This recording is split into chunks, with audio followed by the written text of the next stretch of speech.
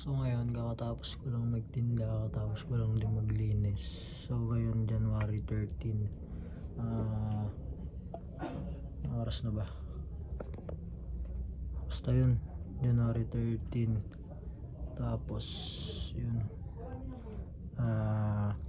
As of now, nasa 26k pa rin ako. Kasi namalengke ako ng mga stocks. Kaya yun, nabawasan yung pera. So, hopefully na mga 30k ako this week or next week. Tingnan natin kung ano mangyayari. So, tumal pa rin talaga ngayon, January. Tumal talaga. Tama yung mga naririnig ko na kailangan nung December, November, yan, yung kalakasan dapat nakaipon ka dyan para may pambala ka sa January. Kasi January wala na eh, siyempre gastos lahat ng mga tao ng New Year, Pasko, daming ganap, gastos. Siyempre after nun, diba, January pa ang bus pera ng mga tao. Kaya siguro ganun din yung nangyari. Kasi ako nung New Year gumastos din ako eh, kaya nabawasan din yung pera ko eh. Baka nadala lang din sa sa bagay, minsan lang din naman eh, diba, ginagaslight lang yung sarili. Yun, basta yan na natin yung mga 30k ako ngayong week or next week.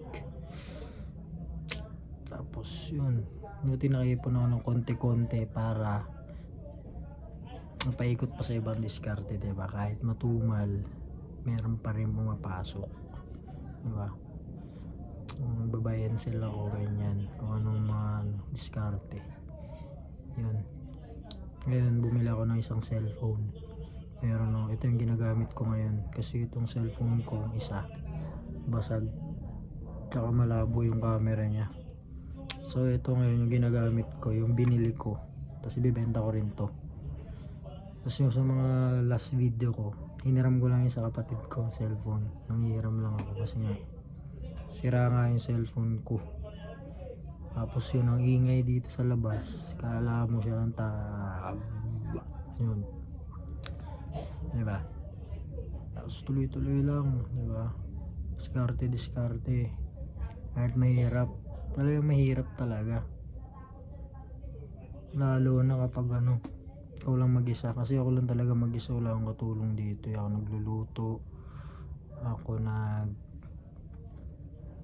basta lahat, naghuhugas, naglilinis ako lahat. So siguro soon baka kumuha na rin ako kasama ko, kahit isang kasama lang para mapadali yung buhay natin, diba? Yun lang mga nangyari ngayon. Bukas ulit pag-video ulit ako, tuloy-tuloy ito. Sana hindi ako tamarin, pero kahit tamarin ako, video pa rin ako basta consistent. Yan lang, bukas ulit.